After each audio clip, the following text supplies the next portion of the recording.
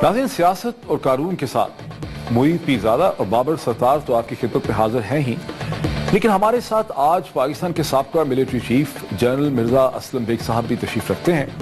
General साहब पे हमेशा इस चीज़ की मजम्मत हुई कि जनरल साहब ने स्ट्रेटेजिक डेप्थ का, अफगानिस्तान के हवाले से स्ट्रेटेजिक डेप्थ का कॉन्सेप्ट पेश किया था, और आज जब हम पाकिस्तान में फाटा की सूरत हाल पे देखते हैं तो ऐसा लगता है कुछ हालात ने, कुछ पाकिस्तान की दुश्मन ताकतों ने स्ट्रेटेजिक डेप्थ के कॉन्सेप्ट को पाकिस्तानी के खिलाफ इस्तेमाल कर लिया है। आज हमारे दुश्मन ताकतें पाकिस्तान के अंदर अपनी स्ट्रेटेजिक डेप्थ को ढूंढ रहे हैं। यहीं से हम डिस्कशन का आगाज करते हैं। चल साहब, एक कॉमन अब तासुर है कि आपका जो स्ट्रेटेजिक डेप्थ का कॉन्सेप्ट था वो फ्लॉड था, और आज रियासत पाकिस्तान को हमें जिन मुसीबतों का शिकार है ये उस फ्लॉड कॉन्सेप्ट की वजह से। जो कॉन्सेप्ट मैंने दिया वो किसी ने पढ़ा नहीं, सुना नहीं, और एक अपनी तरफ से नई चीज़ बना के स्ट्रेटेजिक डेप्थ का कॉन्सेप्ट मेरे नाम थोप दिया। आपका कॉन्सेप्ट क्या था सर? मेरा कॉन्सेप्ट मैंने दिया था 25 अगस्त 1988 को, जिस दिन जनरल ज़िया का इंतकाल हुआ। उसके बाद बरियल के बाद मेरे सीनियर ऑफिसर्स सारे पाकिस्तान से आए हुए थे। मैंने गैरिजन के सारे ऑफिसर्स को बुलाया हुआ था, और मैं पैगाम देना चाहता था कि एज आर्मी चीफ जो अल्लाह ने मेरे कंधों पर जिम्मेदारी डाली थी, तो ये फ़ौज मेरी कमान के नीचे किस माहौल के अंदर इस फ़ौज ने अपनी जिम्मेदारियां पूरी करनी। बहुत तवील बात थी, अगर कभी आपको वक्त हो तो आइएगा, शायद मेरे रिकॉर्ड में होगी वो स्पीच जो मैंने वर्बेटम दी थी। और उसमें मैंने ये कहा था कि अब ये वक्त आ गया है कि जो कुछ यहाँ हुआ है इस इलाके में, जो अफ़गानिस्तान में जंग हुई है, ईरान इराक़ की जंग ख़त्म हो चुकी है, तो मैंने कहा ये एक नई फ़िज़ा पैदा हो रही है। हमारे यहाँ 11 साल की मिलिट्री हुकूमत के बाद मैंने कहा इंशाअल्लाह अगले 3 महीनों में यहाँ पे जमहूरियत कायम हो जाएगी, और आवाम को जो 11 साल तक फ़ौजी हुकूमत का सामना था वो ख़त्म। अफ़गानिस्तान कहाँ फिट होता था सर इसमें? मैं बताता हूँ। मैंने कहा कि अफ़गानिस्तान से सोवियत यूनियन ने हमें पैगाम दिया है कि वो निकलना चाहता है। हमने उस वक्त के मुजाहिदीन से बात कर ली थी, वो मान गए थे कि वो बड़ी लानत है, निकल जाने दो। मैंने कहा अफ़गानिस्तान कल आज़ाद होगा। ईरान इराक़ की जंग ख़त्म हो चुकी थी, और ईरान ये जंग जीत चुका था। इसलिए मैं कहता हूँ कि ईरान ने शत्तल अरब क्रॉस करके फ़ाके पेनिनसुला में अपनी फ़ौज इकट्ठा की थी बसरा के ख़िलाफ़ पेशकदमी करने की। सद्दाम ने केमिकल वेपन इस्तेमाल किया कि वो पेशकदमी ना हो सकी। उसके बाद सीज़ फायर की। तो मैंने कहा ये 3 ममालिक हैं, मुसलमान ममालिक, जिनमें बड़ी क़ुव्वत है, बड़ी हिम्मत है, बड़े जानदार मुल्क हैं, पड़ोसी हैं तीनों, पाकिस्तान, अफ़गानिस्तान और ईरान। मैंने कहा अगर इन 3 ममालिक के दरमियान एक इत्तेहाद बन जाए तो फिर किसी को भी हमारी तरफ बुरी निगाह से देखने की जुर्रत नहीं होगी। जनरल साहब, लोग ये भी कहते हैं कि ये जो स्ट्रेटेजिक डेप्थ थी ये एक इस्लामिक डेप्थ का आपका कॉन्सेप्ट था, जाहिर है कि 3 इस्लामिक मुल्क जमा हो जाए। तो क्या आपको लगता है कि ये जो सोच थी ये वही सोच है जो किसी हद तक, अगर ईरान को निकाला जाए तो एक सुपर स्टेट की सोच है जो अलकायदा भी फॉलो कर रही है, कि एक इस्लामी कोई उम्मत को जमा किया जाए, खिलाफत हो, कोई खिलाफत हो? ये मेरा कोई ऐसा तसव्वुर नहीं था। मैं हमेशा उस नज़रिए पे, उस सोच के तहत चलता हूँ, बोलता हूँ जो पाकिस्तानी कौम की सोच है। एक दरमियाना सोच जो ना तो इंतहा पसंदी को पसंद करती है, दीनी इंतहा पसंदी को, और न सेकुलरिज्म को, जिस पर आज तक हमारी कौम कायम है। ईरान में बेशक इनकलाब आया था, इनकलाब मुस्तकम हो गया था, एक मजबूत हुकूमत बन गई थी।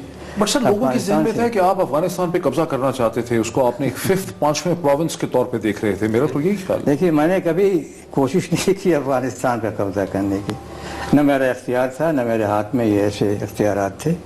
बेशक उस वक्त की हुकूमत ने, मोहतरमा बेनज़ीर भुट्टो ने ज़रूर कब्जा करने की कोशिश की। जब मोहतरमा बेनज़ीर भुट्टो ने, जी 88 में बेनज़ीर भुट्टो, 1988 में उन्होंने कब्जा जलालाबाद पे किसने हमला किया था, किसके वक्त में हुआ था? मोहतरमा के हुक्म पे हुआ था। और क्या हशर बना था? تو آپ کا کیا رول تھا؟ میں اس وقت ملک سے باہر تھا. میں آرمی چیف ضرور تھا مگر ملک سے باہر تھا میں. یہ حقیقت اس کو ذہن میں رکھیں. آرمی چیف آپ تھے اور پرائم منسٹر نے ڈائریکٹلی فوج کو حکم دے دیا جلال آباد؟ ظاہر ہے کہ فوج تو نہیں تھی ہماری وہاں پہ نا. وہاں پہ مجاہدین تھے جو لڑ رہے تھے. مجاہدین نے حملہ کیا. مجاہدین کے ہاتھوں وہ چاہتی تھیں کہ پاکستان کی کامیابی کا جھنڈا جلال آباد پہ لہرایا جائے. لیکن جنرل صاحب آپ کے ابھی آپ نے جس طرح بتایا کہ آپ نے رستہ دیا کہ جو سوویتس تھے وہ نکل جائیں واپس، تو آپ کیا یہ کہہ رہے ہیں کہ اس وقت کنٹرول سویلین گورنمنٹ کا تھا، فوج کا کنٹرول نہیں تھا، اور مجاہدین کو جمع کرنے میں فوج کا رول نہیں تھا، سویلین گورنمنٹ کر رہی تھی یہ کام؟ دیکھیے آپ کو تاریخ پڑھیے پورے موومنٹ کی. جب سے امریکن آئے، امریکنز نے، سی آئی اے نے، آئی ایس آئی نے، یہ 2 ادارے تھے کہ جنہوں نے پورا 8 سال تک یہ کوورٹ آپریشن کھلے عام کیا ہے اور جنگ جیتی. سوویت یونین پسپا ہوا، مجاہدین کو استعمال کیا. فوج کا کوئی تعلق نہیں تھا. جنرل ضیاء نہیں، لیکن کیا آپ کا جنرل ضیاء، ان کے چند لوگ اور ایک مخصوص گروپ تھا جس کو افغان سیل کہتے تھے، اس کا تعلق تھا. میں نے دیکھیے پشاور ڈویژن کمانڈ کیا میں نے 86-87 میں. میرا کوئی تعلق نہیں تھا افغانستان کی جنگ سے.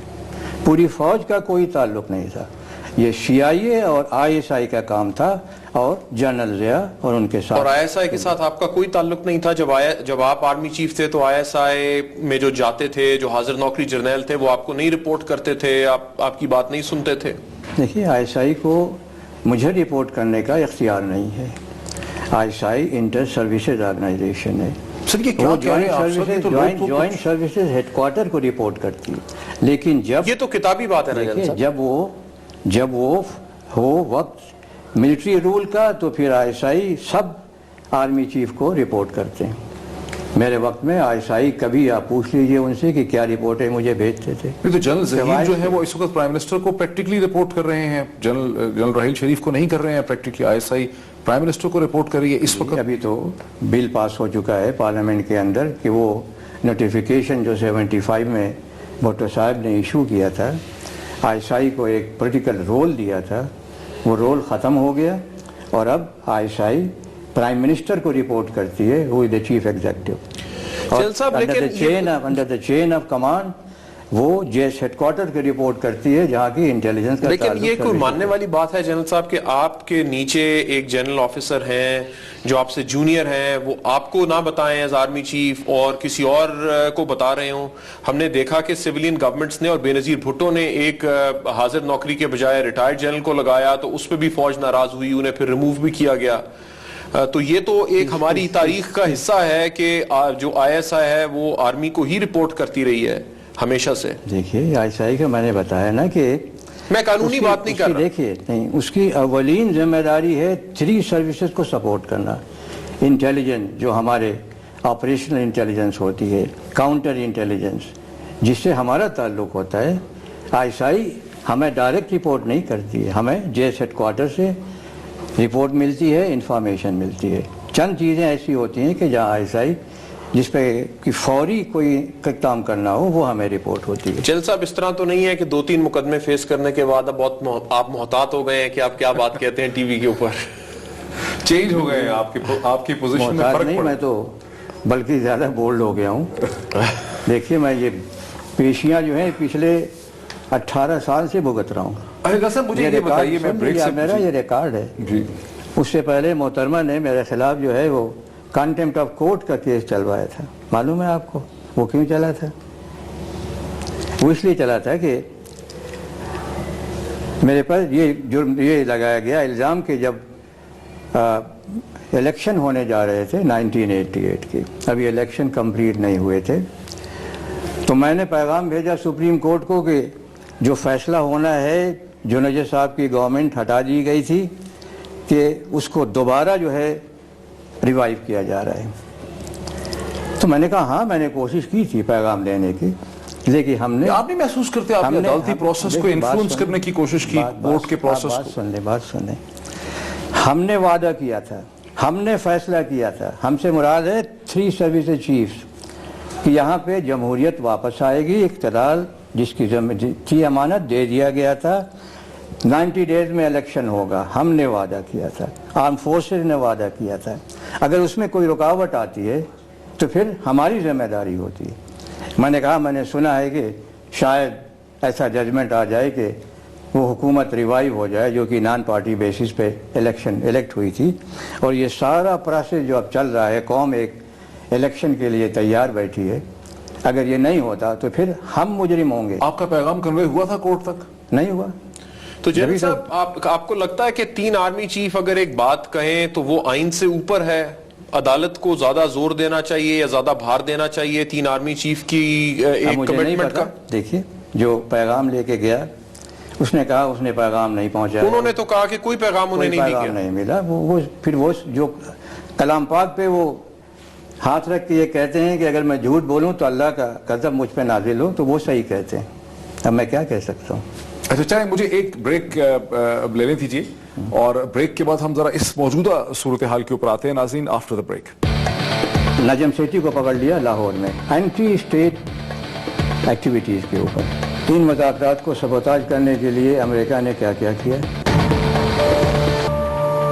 ناظرین ویلکم بیک، ڈسکشن کو آگے بڑھاتے ہیں۔ جل صاحب، آپ اب کہہ رہے ہیں کہ مذاکرات کرنے چاہیے، محمد کے قتل عام اور میسیکر کے بعد بھی آپ کہتے ہیں کہ مذاکرات کرنے چاہیے، اور آپ ملٹری آپریشن کو سپورٹ نہیں کر رہے ہیں، جس سے کہ لوگوں کو بڑا تعجب ہے۔ اس کی وجہ ہے میں اپنے تجربے کی بنیاد پہ کہتا ہوں، اور جو کچھ میں نے اپنے لوگوں کی تاریخ پڑھی ہے، خصوصاً اپنے قبائلی علاقوں کی، اس بنیاد پہ میں کہتا ہوں۔ اگر آپ اجازت دیں تو میں بتاؤں گا کہ وہ کیا۔ دیکھیں، آپ کے امت میں جو آپ نے انٹرویو دیا نا روزنامہ امت کو کراچی حیدرآباد میں، آپ نے کہا کہ امریکہ اب مذاکرات مخالف طالبان کو بطور زمینی ڈرون استعمال کر رہا ہے، اور پاکستان بھر میں CIA اور رو جہاں چاہتے ہیں حملے کر سکتے ہیں۔ ذہن میں سوال پیدا ہوتا ہے کہ پھر پاکستان کی انٹیلیجنس اور ISI کیا کر رہی ہے؟ یہ تو فیل ہو گئے نا بیچارے۔ آپ یہ دیکھیے کہ ان مذاکرات کو سبوتاج کرنے کے لیے امریکہ نے کیا کیا کیا۔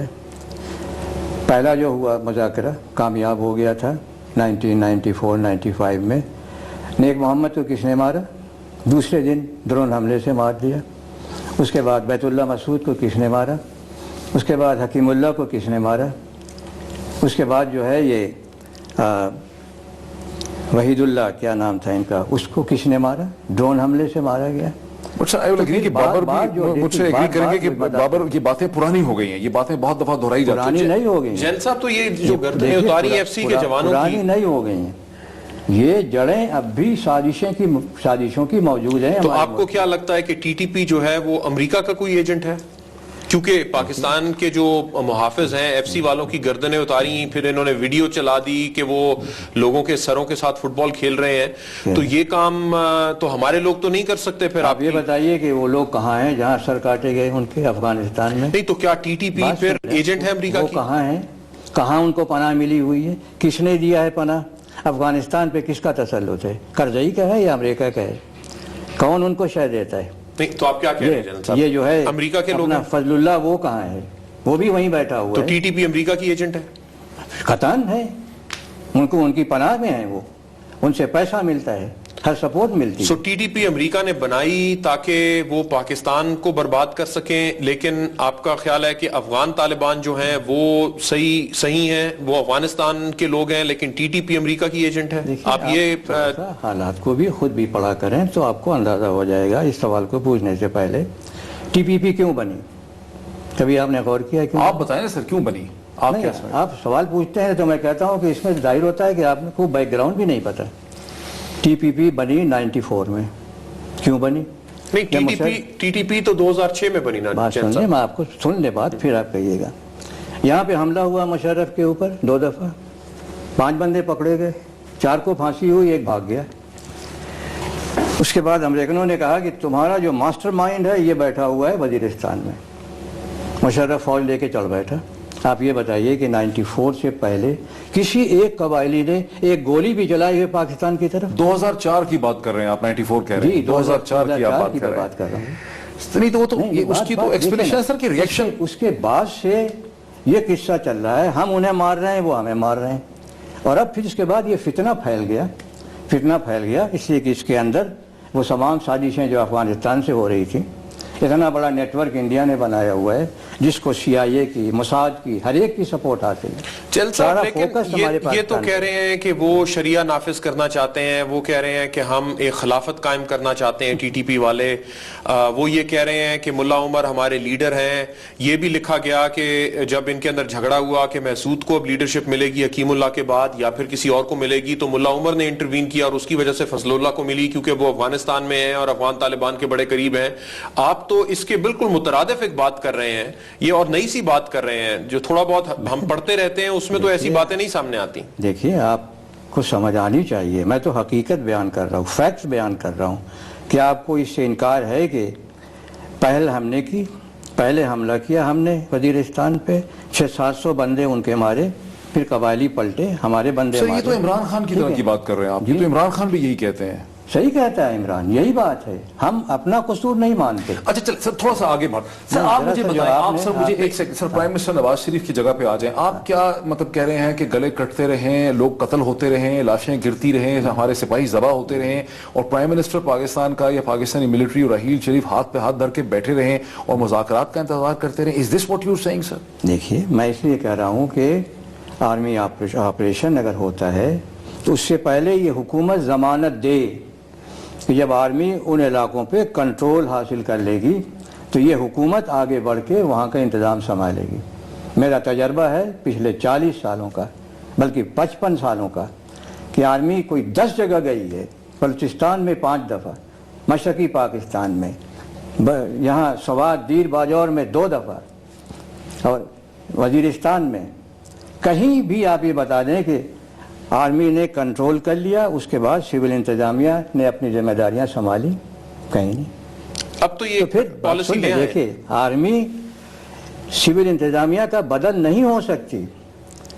اور میں ہوں جو چلا رہا ہوں پچھلے 5 سالوں سے کہ 2009 میں آرمی نے پچھلی حکومت کے کہنے پہ سوات دیر باجور وزیرستان بلوچستان پہ کنٹرول قائم کر لیا.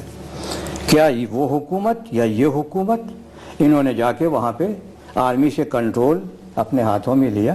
نہیں لیا. لیکن اب تو فوج خود بھی چاہتی ہے کہ کنٹونمنٹ بنائے، تو فوج نے اپنا منصوبہ دیا کہ سوات میں کنٹونمنٹ بنائی جائے.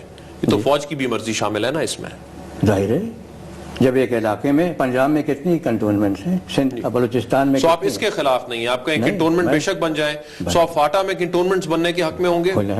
اچھا اب دیکھیں میں سر آپ کے میں پھر واپس آؤں گا. آپ نے ایک بڑا ہی انٹرسٹنگ ایک انٹرویو دیا امت کو، اس میں آپ نے لکھا کہ نجم سیٹھی اور ان جیسے دیگر دانشور جو حکومتی فوائد اٹھانے کے باوجود کہہ رہے ہیں کہ طالبان سے مذاکرات کر کے ہم پاکستان کی بقا کی جنگ ہار جائیں گے. یہ وہ لوگ ہیں جو نہ قبائلی علاقوں کو جانتے ہیں، نہ طالبان کے مزاج سے واقف ہیں اور نہ ہی پاکستان کے دوست اور ہمدرد ہیں. اب سوال یہ پیدا ہوتا ہے سر، Najam Sethi farmer chief minister رہے پنجاب کے، اس وقت ایک پاپولرلی الیکٹڈ پرائم منسٹر نے ان کو کرکٹ بورڈ کا، پاکستان کرکٹ بورڈ کا چیئرمین بنایا. وہ بڑے ایک یعنی مقبول اوپینین میکر ہیں، اینکر ہیں، ایڈیٹر ہیں، سب کچھ ان کا ہے. آپ کہہ رہے ہیں کہ یہ لوگ پاکستان کے دوست اور ہمدرد نہیں ہیں. میں بتاتا ہوں. نجم سیٹھی صاحب پاکستان کب آئے؟ 63 میں آئے. He is not a naturalised citizen of Pakistan. 63 میں کہاں سے آئے؟ جی لاہور کے ہیں؟ پڑھ لیجیے گا. سر لاہور کی پیدائشی؟ ارے نہیں بھائی، پیدائش کہیں بھی ہو، انڈیا سے آئے. میں بتا دوں، میں آپ کو بتاتا ہوں دو واقعات جو نجم سیٹھی سے متعلق ہیں. میں ایک بریگیڈ کمانڈ کر رہا تھا بلوچستان میں 74-75 میں، بٹو صاحب کے زمانے میں. اس وقت چاکر خان کے نام سے 2 نام تھے، ایک نجم سیٹھی کا، ایک وہ جسٹس کون تھے ان کا بیٹا، جو باغیوں کے ساتھ مل کے ان کو ہر طرح کی سپورٹ دے رہے تھے. It is a known fact, there is a record with ISI کہ یہ بھی شامل تھے اس میں. باہر کے ملکوں سے لا کے ان کو مدد ملتی تھی. 1999 کی بات میں کرتا ہوں، 98 کی. میں یہیں پہ تھا، مجھ سے حسین حقانی ملنے آئے. 98 کی بات کریں سر آپ تو؟ اب وہاں سے میں آتا ہوں 98. دوسرا واقعہ بیان کرتا ہوں. 98 یہاں مجھ سے حسین حقانی ملنے آئے. جیسے ہی باہر نکلے ہیں میرے گھر سے، ان کو نواز شریف نے پکڑ لیا. وہاں نجم سیٹھی کو پکڑ لیا لاہور میں اینٹی اسٹیٹ ایکٹیویٹیز کے اوپر. اور ان کے پکڑنے پہ امریکی سینٹ اور کانگریس سے جو ہے، انڈین کانگریس سے شور مچا کہ آپ نے ان کو کیوں پکڑ لیا ہے. 2 ہفتوں کے بعد حکومت کو چھوڑنا پڑا. یہ ان کا بیک گراؤنڈ ہے. حسین حقانی کے پوری جو ہے اس کا بیک گراؤنڈ، ہر چیز جو ہے سلالہ یہ جو ہے اپنا جیل صاحب اس میں تو جو انہوں نے سٹیٹمنٹ جا کے جس پہ پکڑا وہ تو انہوں نے انڈیا کے اندر ایک تقریر کی تھی جو اس سے پہلے NDU میں بھی کر چکے تھے، اور کہنے والے کہتے ہیں کہ ISI کو بھی انہوں نے کہا کہ آپ یہ مقدمہ چلائیے، ISI نے ہاتھ کھڑے کر دیا جی ان کے اوپر مقدمہ نہیں چل سکتا اس لیے چھوڑنا پڑا، وہ تو سیاسی وجہوں سے پکڑا۔ ناظرین ایک بریک لیتے ہیں اور بریک کے بعد ڈسکشن کو اسی پوائنٹ سے آگے بڑھاتے ہیں۔ تو آپ کا مطلب اسامہ بن لادن وہاں نہیں تھا سر؟ جی کوئی اور لا کے مارا گیا وہاں پہ۔ کل افغانستان میں اگر ہم امن چاہتے ہیں بغیر ایران کے امن نہیں آئے گا وہاں پہ۔ ناظرین welcome back to the program. میرا سوال جنرل صاحب یہ ہے جس طرح بھی آپ نے تو سر بلکہ خود پتا چلا، نجم نے مجھے ایک دفعہ بتایا ہے کہ جنرل مشرف کے حوالے کرنے کی کوشش کی اپنے سر سے اتارنے کے لیے نواز شریف صاحب نے IB کے تھرو، اور جنرل مشرف نے کیس دیکھ کے کہا کہ کچھ بھی نہیں بنتا ہے، فضول ہے، آپ تو اس کو اتنی بڑی کہ انٹرنیشنل کانسپریسی کی شکل۔ میں ڈاکٹر صاحب اس کے ساتھ اگر اپنا ایک سوال بھی ایڈ کر سکوں، آپ نے جنرل صاحب یہ بھی کہا، اب یہ بھی بڑی عجیب سی آپ نے بات کہی کہ انڈیا سے آئے اور یہ کرتے رہے وہ کرتے رہے، اینٹی اسٹیٹ۔ آپ نے اسی طرح کا ایک اور بیان دے دیا، آپ نے کہا کہ اسامہ بن لادن جو ہیں وہ تو نہیں مارے گئے تھے، ان کا کوئی کلون کو کہیں سے لے آئے تھے۔ اس پہ بڑا تمسخر بھی اڑا کے ایک آرمی چیف جو ہیں اس طرح کی غیر سیریس بات کر رہے ہیں۔ میرا ابھی یہی ہے، وہ سارا ڈرامہ تھا۔ نہیں ڈرامے کا کیا مطلب ہے؟ آپ کا مطلب اسامہ بن لادن وہاں نہیں تھا سر؟ جی کوئی اور لا کے مارا گیا وہاں پہ، کیوں اتنی جلدی لے جا کے پاس اس کی لاش سمندر میں پھینک دی گئی؟ جنرل صاحب لیکن اس پہ تو ایک کمیشن بیٹھا جس میں ایک فوج کے لیفٹیننٹ جنرل بھی شامل تھے، انہوں نے اسامہ بن لادن کی ایمبیسڈر تھے کے ساتھ بھی ایک، ہاں وہ تو تھے لیکن ایک فوج کے بھی شامل تھے، باقی تو ہو سکتا ہے کسی دوسری پارٹی کے ساتھ ملے ہوئے ہوں، لیکن فوجی جنرل بھی بیچ میں شامل تھے۔ انہوں نے سارے انٹرویوز کیے، بڑا لمبا انہوں نے ایک رپورٹ بھی بنائی اور وہ رپورٹ اب سامنے بھی آئی۔ اس پہ تو اب تقریباً ساری دنیا کا اگریمنٹ ہے کہ اسامہ بن لادن موجود ضرور تھے اور مارے بھی گئے، اس کے باوجود بھی آپ یہ کہتے ہیں کہ یہ سارا ڈرامہ پڑھیے جو ابھی وہی بات کہہ رہے ہیں جو میں کہتا ہوں، اس میں امریکن اسکالر بھی ہیں، یورپین اسکالر بھی ہیں، یہ سارا جو ہے ڈرامہ تھا۔ سر اس سے تو ایک شک یہ ہوتا ہے نا کہ لوگوں کو یہ لگتا ہے کہ آپ کی جو ججمنٹ ہے، انالیسس ہے، وہ اس میں فلاڈ ہے۔ جیسے RS سنگھ کی کتاب ہے ملٹری فیکٹر ان پاکستان، اس میں لکھا کہ آپ نے ایک رانگ اسیسمنٹ دی جب امریکہ اٹیک کرنے لگا تھا کویت کی آکوپیشن کے بعد عراق کے ساتھ، تو آپ نے پرائم منسٹر کو ایک رانگ اسیسمنٹ دی کہ امریکہ جو ہے وہ پھنس جائے گا عراق کے اندر اور امریکہ کو شکست ہو جائے گی، سم تھنگ لائک دیٹ۔ تو آپ کی اسیسمنٹس ہمیشہ غلط رہتی ہیں۔ جی میں نے ایسا کوئی نہیں کہا تھا، لوگ مجھ سے پوچھ لیتے اگر تو میں ان کو حقیقت بتا دیتا۔ نواز شریف صاحب باقاعدہ حیات ہیں، آپ ان سے پوچھ لیجئے گا، آپ نے کیا کہا؟ ان کی پوری کیبنٹ موجود ہے۔ میں نے یہ کہا تھا کہ دیکھیے اس جنگ میں سعودی عرب کو کوئی خطرہ نہیں ہے، پہلی بات یہ تھی کہ جو حکومت کہتی تھی سعودی عرب کو خطرہ ہے۔ میں نے کہا اس جنگ میں امریکہ کا مقصد ہے عراق کی فوج کو تباہ کرنا، اور میں نے یہ کہا کہ اس کو ترغیب دی جا رہی ہے کہ وہ کویت کو فتح کر لے، اور میرا یہ کہنا تھا کہ جب وہ ایکسٹینڈ کرے گا کھلے میدانوں میں اس کی فوج آئے گی تو امریکہ اس کو تباہ کرے گا، یہ میرا موقع۔ یہ بریفنگ آپ نے عراق کے کویت میں جانے سے پہلے دے دی تھی پرائم منسٹر کو؟ جی ہاں۔ جنرل صاحب آپ کی باتوں سے لگتا ہے ابھی آپ کہہ رہے ہیں کہ TTP امریکہ کے ایجنٹ ہیں، پہلے آپ نے کہا کہ امریکہ اس طرح سے پلان کر رہا تھا جبکہ عراق کویت بھی گیا۔ آپ جب سینئر جنرل تھے جنرل ضیاء کے ساتھ، اس وقت فوج بڑا قریبی اس کا تعلق تھا، امریکہ کے ساتھ کام بھی کر رہی تھی، تو جب آپ حاضر نوکری تھے اس وقت تو آپ امریکہ کے ساتھ کام کر رہے تھے، لیکن اب آپ کو ہر چیز کے اندر ایک کنسپریسی نظر آتی ہے، اسے آپ کیسے دیکھیں گے؟ آپ جھٹلا سکتے ہیں جو میں کہہ رہا ہوں، جھٹلا سکتے ہیں آپ یہ کہہ رہا ہوں کہ کیا امریکہ نے صدام کو ترغیب دی کویت کو، ہم کویت پہ حملہ کرنے کی، اور جب وہ ایکسٹینڈ ہوا ہے تو ہوائی جہاز سے اس کی فوج کو تباہ کر دیا؟ کیا یہ حقیقت نہیں ہے؟ جنرل صاحب نہیں، میں تو ایک پوری سچویشن یہ دیکھ رہا ہوں نا کہ پاکستان کی فوج کی طرف سے تو کوئی ایسی بات نہیں آئی کہ اسامہ بن لادن موجود نہیں تھے، انہوں نے انکوائری کو سپورٹ بھی کیا، دیکھا بھی اور تقریباً نظر بھی آیا۔ حق ہے اپنا اوپینین رکھنے کا، جیسے آپ کو حق ہے اپنا اوپینین رکھنے کا۔ چلے میں اس کو تھوڑا سا آگے، ابھی آپ نے کہا کہ میں نے بریفنگ دی تھی پرائم منسٹر نواز شریف کو کہ سعودی عرب کی جغرافیکل انٹیگریٹی کو خطرہ نہیں ہے، ٹھیک؟ اب جبکہ سعودی عرب ہمیں پتہ چلا ہے کہ پاکستان سے مزید ایک کور مانگ رہا ہے. اس وقت ایک ڈویژن ہوا کرتی تھی جس زمانے کی آپ بات کریں, اب وہ کہہ رہے ہیں ہمیں ایک کور دیں جس میں 3 ڈویژن ہوں گے. ساتھ ابھی آپ نے دیکھا کہ سیریا پہ پاکستان کی پوزیشن میں تبدیلی آ گئی ہے. جوائنٹ پریس کانفرنس میں کراؤن پرنس سلمان بن عبدالعزیز کے ساتھ پاکستان نے یہ پوزیشن لی کہ سیریا میں ایک ٹرانزیشنل گورنمنٹ ہونی چاہیے. اس سے پہلے ہم ہیومینیٹیرین کرائسس کی بات کر رہے تھے, پولیٹیکل ریزولوشن کی بات کر رہے تھے. یہ جو تبدیلی آئی ہے ہماری پوزیشن کے اندر فورن پالیسی کی, اور کیپنگ ان ویو آل جو آپ پہلے کہہ رہے تھے, اب آپ کیسے دیکھتے ہیں؟ Are we doing a mistake? غلطی کر رہے ہیں ہم؟ یعنی آپ اس کو آپ نے کہا نا کہ اس وقت سعودی عرب کو تھریٹ نہیں تھی, اب پھر ہمیں بتایا جا رہا ہے ابھی جو تبدیلی آئی ہے وہ سعودی عرب کے اندر تبدیلی آئی ہے. اس کے سبب یہ حالات اس علاقے پہ بدلے ہیں. امریکہ سعودی عرب کے کہنے پہ مرضی سے بڑے فیصلے مڈل ایسٹ میں کرتا رہا. ایک بڑا فیصلہ جس کی امید تھی سعودی عرب کو کہ وہ سیریا پہ حملہ کرے گا اور وہاں پہ صدر اس کو ہٹا کر کے نئی حکومت بنے گی. امریکہ نے انکار کر دیا, اور اس انکار کے ساتھ ایک اور اس پہ نہلے پہ ڈالا یہ کہ امریکہ نے ایران کے ساتھ اپنے تعلقات دوبارہ بہتر بنا لیے. اس پہ سعودی عرب ناراض ہے, اور ناراضگی کے بعد آپ نے دیکھا ہے کہ پچھلے 6 مہینے میں کتنے سعودی عرب سے معتبر شخصیات آئی ہیں اور کیسے پاکستان پر اس کا اثر پڑا ہے.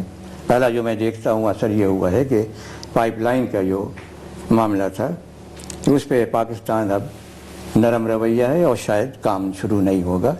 ہماری جو تعلقات بہتر ہو رہے تھے ایران کے ساتھ, اب وہ گرم جوشی بھی مجھے نظر نہیں آتی ہے. تو یہ سعودی عرب اس لیے کر رہا ہے کہ امریکہ نے سعودی عرب سے تھوڑا ہٹ کر کے ایران کو گلے کیوں لگایا ہے. ایران کے جس کو امریکہ پچھلے 25 سال سے ڈیمونائز کرتا ہے. ہم کہاں فٹ ہوتے ہیں؟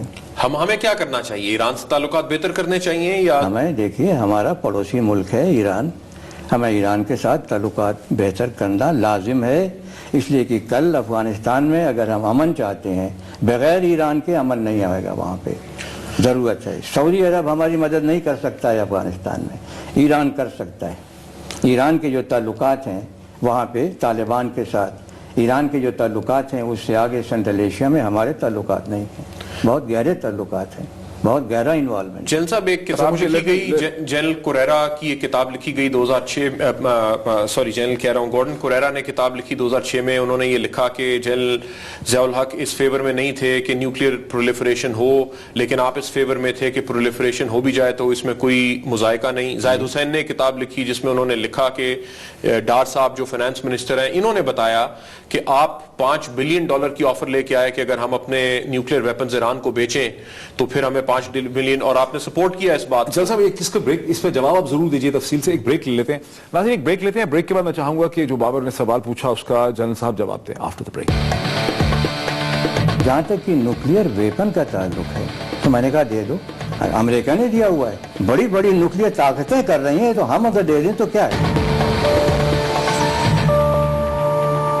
ناظرین ویلکم بیک. جو سوال بابر ستار صاحب نے پوچھا تھا جنرل صاحب میں چاہتا ہوں اس کا آپ جواب دیں.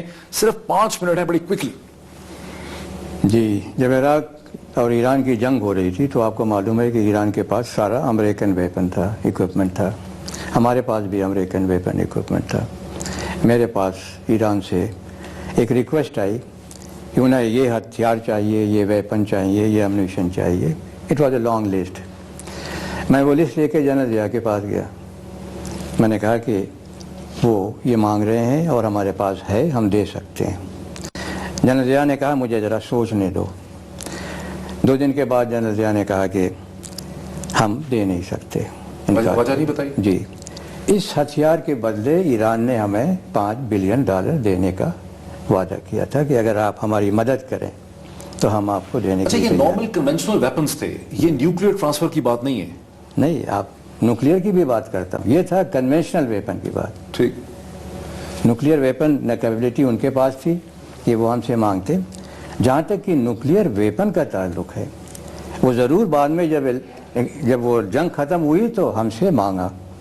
اسی طرح سے جیسے کہتے ہیں کہ سعودی عرب ہم سے مانگ رہا ہے تو میں نے کہا دے دو, اس لیے کہ اٹ از آلریڈی. آپ سپورٹ کرتے ہیں کہ نیوکلیئر ٹیکنالوجی دینی چاہیے؟ ابھی کہہ رہا ہوں, کرتا ہوں, اس لیے کہ آپ کو معلوم ہے کہ امریکہ نے نیٹو کنٹریز کو 6 نیٹو کنٹریز کو 150 نیوکلیئر ویپن دیا ہوا ہے ود ڈیلیوری سسٹم. تو اگر وہ دے سکتا ہے ان کو کیا خطرہ ہے, آپ یہ بتا دیں. تو جیل صاحب یہ تو پھر اسٹریٹجک ڈیفینس کی جو بات کرتے ہیں کہ آپ کا خیال ہے کہ پاکستان کو بھی دنیا میں اسی طرح چلنا چاہیے جس طرح امریکہ چلتا ہے, ہمیں اپنی اوقات کو تھوڑا سا دیکھنا نہیں چاہیے کہ ہم چھوٹا غریب ملک ہے, دنیا کے ساتھ ہم نے چلنا ہے؟ ایسی نہیں. ہم پہ الزام کیوں لگتا ہے؟ آپ تو کہہ رہے ہیں کہ آپ دینا چاہتے تھے. میں کہتا ہوں دے دو. اگر سعودی عرب کہتا ہے کہ اس کو خطرہ ہے, امریکہ نے دیا ہوا ہے. جب بڑی بڑی نیوکلیئر طاقتیں کر رہی ہیں تو ہم اگر دے دیں تو کیا ہے؟ تو جنرل صاحب آپ جب ایک آرمی چیف بیٹھ کے ایسی بات کرے کہ ٹیکنالوجی, نیوکلیئر ٹیکنالوجی دے دیں اور ملکوں کو, تو پھر آپ ٹیکنالوجی کی بات میں نے نہیں کہی. آپ بم دے دیں. میں نے ٹیکنالوجی آپ نے کہا بم دے دیں جیسے امریکہ نے دیا ہوا. تو آپ کے کیا ہم نے بنائے بم دیے ہیں, ڈیلیوری سسٹم دیا ہے, ہم بھی آؤٹ سورس کر سکتے ہیں, وائی ناٹ.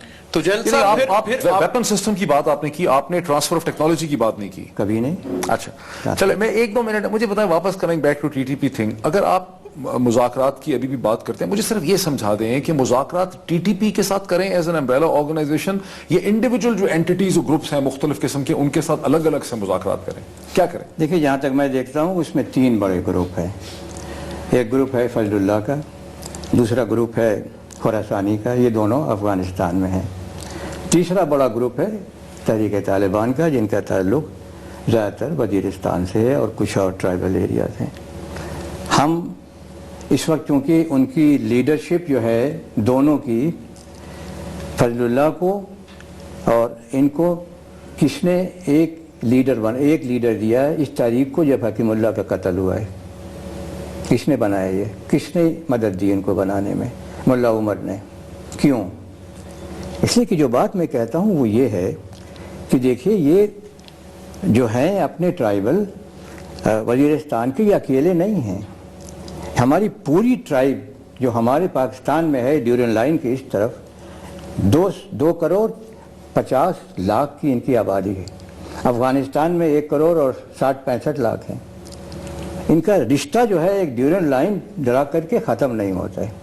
یہ بھی حقیقت ہے, تاریخی حقیقت ہے کہ کابل میں کوئی بھی بادشاہ ہمارے قبائلیوں کی مرضی کے بغیر وہاں حکومت نہیں کر سکتا تھا. تو یہ جنگ ہوئی ہے جو روسی جب آئے, کریں گے سر یہ جنگ جو ہوئی ہے امریکن جب آئے ہیں, یہ دونوں مل کے لڑ رہے ہیں. نہیں ڈیل کس سے کریں؟ ان سے کریں, ٹی ٹی پی سے. ڈیل جو ہے اب جو ان کی بنی ہوئی ہے نا, یہ جو ان کو یہ جو بنایا ہے فضل اللہ کے ساتھ اس کے نیچے جو ہے دوسرے خالد حقانی ہے جن کا تعلق سوابی سے ہے, جو ریپریزنٹ کرتے ہیں یہاں کے قبائلی علاقوں کے. یہ دونوں مل کے کریں گے ہمارے ساتھ.